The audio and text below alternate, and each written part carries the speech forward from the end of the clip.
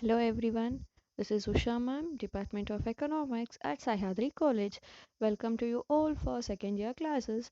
The first lesson in the economics is the second PUC economics is Introduction to Economics. Okay, and before going to that, I would like to glance the meaning of economics. What is economics? Economics is a science which studies human behavior as a relationship between ends and scarce means which have alternative uses. Once again, I will repeat you that economics is a science which studies human behavior as a relationship between ends and scarce means which have alternative uses. So here there is a three major terms in that meaning, that is human behavior, ends and scarce and alternative uses, right? So being a rational consumer, how you will behave?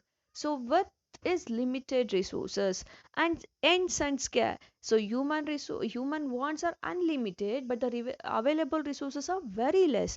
And alternative uses, so the resources are not only scare, but we will use that resources in a competing manner, right? So this is the meaning of economics. Economics is a science which studies human behavior as a relationship between ends and scarce means which have alternative uses. Okay, so in this second PUC economics, there is two parts, that is first part is microeconomics and the second part is macroeconomics.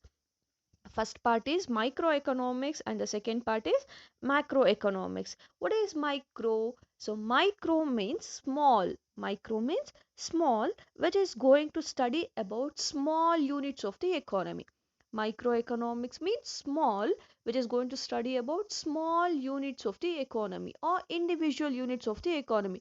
For example, a individual consumer, a individual product, the price of the individual product. Okay, like that we are going to study about a small concepts of the economy. Okay, so we are not going to study about complete market. Okay, in that market we are going to study about a vegetable. Okay, either it may be a tomato. Okay, so in the complete vegetable market, if we study about complete vegetable market, then it is an example for macro. Macro means large. Okay, and in the vegetable market, if we are going to study about a tomato. Okay, so this is microeconomics. I think it's clear. So in microeconomics, we are going to study about small individual units of the economy, that is a consumer behavior, how the consumer will behave, and the demand analysis. Okay, these are the concepts we are going to study about in microeconomics. Then come to the macro. Macro means large. Okay, macro means large. We're going to study about uh, entire economy as a whole. Economy as a whole we are going to study in macroeconomics. Okay, entire market. Okay, complete the food grains, like this we are going to study about in the market, and national income, money, like this we are going to study in macroeconomics. I think these two terms will clear to you, right? So I said you the meaning of economics, then the two concepts of economics, that is microeconomic and macroeconomics, right? The first lesson in the microeconomics is introduction to economics. Introduction to economy. Okay, here in the introduction to economy we have first concept is a simple economy. So in a simple economy, how they will lead their life with a scarce resources. So we know that human wants are limited, but the available resources are, human wants are unlimited, but the resources are limited. Human wants are unlimited, resources are limited. Okay, so in fact the human being in his day to day life, he will spend more, he will depend on much goods and services. For example, food, clothing, shelter, transportation facilities, like this it will be, and he will be demand for one or the other good, and even the services like a doctor, a teacher, and a policeman, like that he will require the services also, right? So every individual has some amount of only a few of goods and services. So ಎಕಾನಮಿಲಿರುವಂಥ ಪ್ರತಿಯೊಬ್ಬನು ಅವನ ಹತ್ರ ಕೆಲವೊಂದು amount of goods and ಸರ್ವಿಸಸ್ನ ಇಟ್ಕೊಂಡಿರ್ತಾನೆ. For example, you have money. Okay, you have 500 worth of money. Okay, so you cannot lead your life completely with that 500. right? And even you can't consume that 500 directly, you have to allocate that resource. So now that 500 is the available resources with you. With that 500, you have to purchase the cloth, you have to consume for food, right? So and transportation facilities, so within that 500 you have to spend, alva. So in the economy, every individual have some amount of only a few goods and services, okay. Here in a simple economy, I'm going the three examples. The first example is a family of farmer. So in a family of farmer, you can say that, so you have a plot of land, ಅವನ ಹತ್ರ ಸ್ವಲ್ಪ ಜಮೀನಿದೆ, food grains and some grains, either it may be a food grains or grains, and farming implements. Farming implements, either it may be a tractor or a pair of bullock carts or labor services with his family members, okay. And a weaver, I'm going to take the second example, that is a weaver. So the weaver may have some yarn, okay, some yarn ಇದೆ ಅವನ ಹತ್ರ, and some cotton and other instruments required for weaving the cloth, right? And the third example is a teacher. You know that the teacher have skill and knowledge to educate the students, right? The teacher have the skill and knowledge to educate the students. In a simple economy, how the teacher, a weaver and a farmer will lead his life. So now come to the point, that is a farmer.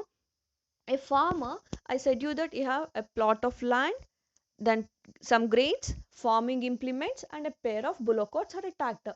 With the utilization of these resources, so he will cultivate corn.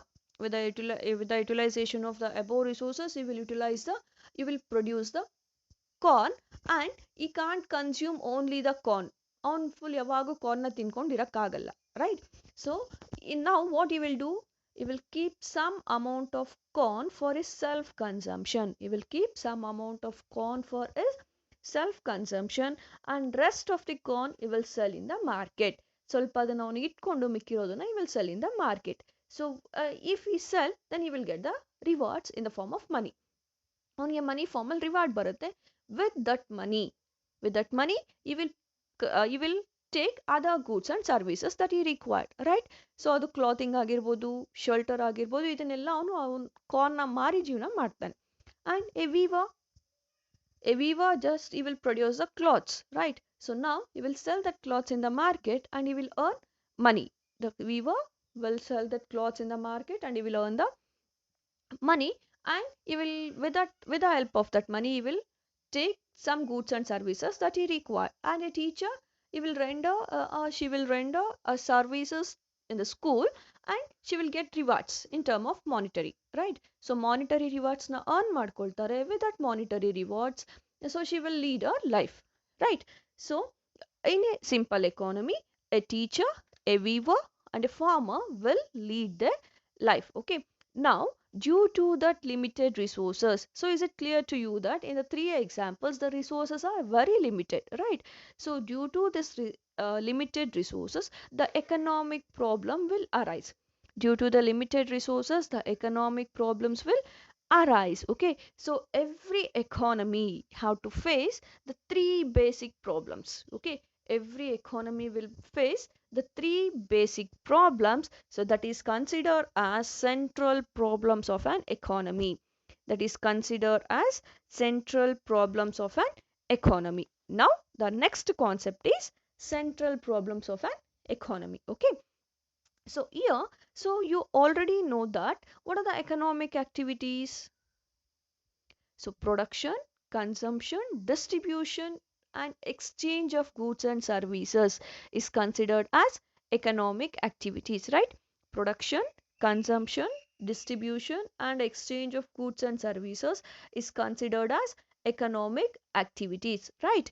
Okay, so these are the economic activities. What is economic activity? Economic activity, which means income generating activities, is called economic activity. So ನೀವೇನೇನೆಲ್ಲ activity ಮಾಡಿದಾಗ ನಿಮಗೆ income generate ಆಗುತ್ತೆ ಅದೆಲ್ಲದನ್ನು ನಾವು economic activity ಅಂತ ಹೇಳ್ತಾ ಹೋಗ್ತೀವಿ, okay. So income generating activities are called economic activity, okay. So here, so I already told you that the resources are limited, but human wants are unlimited. Due to this, the economic problems will arise. So here, what are the central problems of an economy? And the available in the central problems, we have mainly the three concepts, that is what to produce, how to produce, and whom to produce. Again, I'm telling you that in the central problems we have three major things, that is what to produce, how to produce, whom to produce. These are the basic problems of an any economy. Okay, what to produce, how to produce, and whom to produce. These are the three major concepts of an economy. Okay, are three basic problems of an economy. The first one, what to produce. The first problem is what to produce. In a production ಮಾಡಬೇಕು, so we can produce anything according to our wish, right?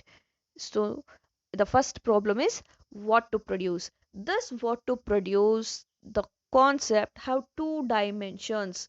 So the first one, what goods are to be produced and in what quantity. What to produce have two dimensions, that is what goods are to be produced and in what quantity that goods will be produced. Okay, first one, what goods are to be produced, and the second one, in what quantity. Okay, why this problem will arise? ಯಾಕೆ ಈ ತರ problem arise ಆಯಿತು? This problem will arise due to scarcity of resources. Okay, this what to produce will arise due to scarcity of resources, and this what to produce have two dimensions, that is what goods are to be produced and in what quantity, right? What goods are to be produced? Either we have to produce the consumption goods and the capital goods. We have to produce the consumption goods and capital goods. If what is consumption goods? What is consumption goods? Consumption goods, which means the goods are ready for this consumption. Okay, so the goods what we are consuming to satisfy our wants is called as consumption goods. And what is capital goods? The goods which helps to produce other goods. Okay, the goods which helps to produce other goods is called capital goods. Example, machineries, tools, buildings. So these are the example to the capital goods. Now, so what goods we have to produce?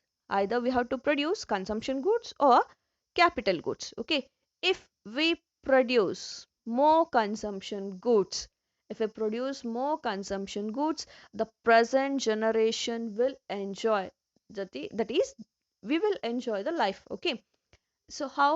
For example, now your parents have a plot of land. Okay, if you sell that land, you will earn money. Okay, with that money you will take whatever the things that you need, right? So ಅವ್ರಿಗೆ ಏನೇನ್ ಬೇಕೋ ಅದೆಲ್ಲ ತಗೊಳ್ತಾರೆ, he will enjoy the life. Then what about the next generation? So next generation have to suffer. Okay, so consumption, the act of using goods and services is called consumption, right? So consumption, if we prepare more consumer goods, the present generation will enjoy. Okay, but the future generation have to suffer. The future generation have to suffer. And capital goods, if we produce more capital goods, if we produce more capital goods, the future generation will enjoy. The future generation will enjoy, but the present generation have to suffer. Okay, for example, if your parent earning money, so the instead of spending that money, entire money will be saved by them, entire money will be saved by them, so they have to suffer because the entire money will be saved for future generation, so they have to suffer, right? So this is a problem, what goods are to be produced. If you produce more consumption goods, the present generation will enjoy. If you produce more capital goods, the future generation have to the future generation will enjoy. Now what we have to produce? So it is left to the country's ruling party. Okay, now in what quantity? In what quantity that goods are to be produced? So if we produce more capital goods, we have to forget the production of consumption goods. Okay, and if we produce more consumption goods, so we have to left the capital goods. Okay, so this is the problem, that is what to produce. I said you again, what to produce, which will arise from because of scarcity of resources. There are in this we have two dimensions, that is what goods are to be produced and in what quantity, right? what goods are to be produced? Consumption goods or capital goods. So in what quantity? You know that if you produce one capital good, so we have to forget consumption good. If you produce more consumption goods, the capital goods should be reduction. Okay. Then the next one, how to produce. So to whom how we have to produce the product. How we can produce that product? So this problem will arise from the side of technology.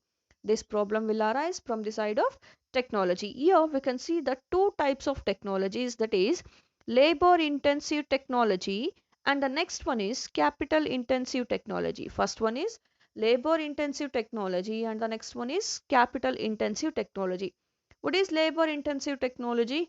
And the production process, if we utilize more labor force, in the production process, if we utilize more labor force, then it is said to be labor intensive technology. Then capital intensive technology, which means if we utilize more capital in the production than the labor, it is said to be capital intensive technology. Okay. So now which technology we have to adopt? If we adopt the labor intensive technology, of course the unemployment will be reduced. Okay. And if we utilize the capital intensive technology, economic growth will be boosted up. So which type of technology that we have to adopt? So if we adopt the labor intensive technology, if we adopt the labor intensive technology, unemployment will be reduced, and if we adopt the capital intensive technology, the future growth will be boosted. Okay, so how to produce, which is regarding to the choice of technology. Now whom to produce? So this whom to produce will arise from the side of distribution. Whom to produce will arise from the side of distribution. ಯಾರಿಗೆ ನಾವು ಗೂಡ್ಸ್ನ ready ಮಾಡಬೇಕು? In the economy we have two sections of the people, that is richer section and poorer section. If we produce goods for the sake of richer section, if we produce goods for the sake of richer section, so economic growth easily achieved, economic growth will be achieved so easily, but the social welfare will be ignored. Social welfare achieve ಮಾಡಕ್ಕೆ ಸಾಧ್ಯ ಆಗಲ್ಲ. And if we produce more goods for the sake of poorer section, if we produce more goods for the poorer section, we can achieve social welfare but we cannot achieve the economic growth. Okay, for this sake in India we have the dual pricing system. To solve this problem we have dual pricing system. What is dual pricing? Fixing two prices for a single product. Fixing different prices for a single product is called dual pricing. For example, if we take the example of LPG, liquid petroleum gas. Okay, so the domestic cylinder price will be less when compared to commercial, right? So hotels ಅಲ್ಲಿ ಎಲ್ಲ use ಮಾಡುವಂತ cylinder cost, it will be high and they will not get any subsidy, but the domestic cylinders will get the subsidy. Like the same way, so in India we can see that PDS system, public distribution system. In India we have that PDS, that is public distribution system. Here, to provide essential goods to the needy person, to provide the essential goods to the needy person or poor person, the government will provide some food grains with very less cost. For example, in Karnataka we can see that, so government per kg rice ಗೆ 1 ರೂಪಿನ fix ಮಾಡಿ ಕೊಡುವಂಥದ್ದಾಗಿರ್ಬೋದು. These goods are available to the poorer section, but the richer section will get that goods in in open market, right? So they will purchase the same rice for 20 rupees, 30 rupees or 50 rupees in an open market, right? So this home to produce will arise from the side of distribution. I think it's clear to you now.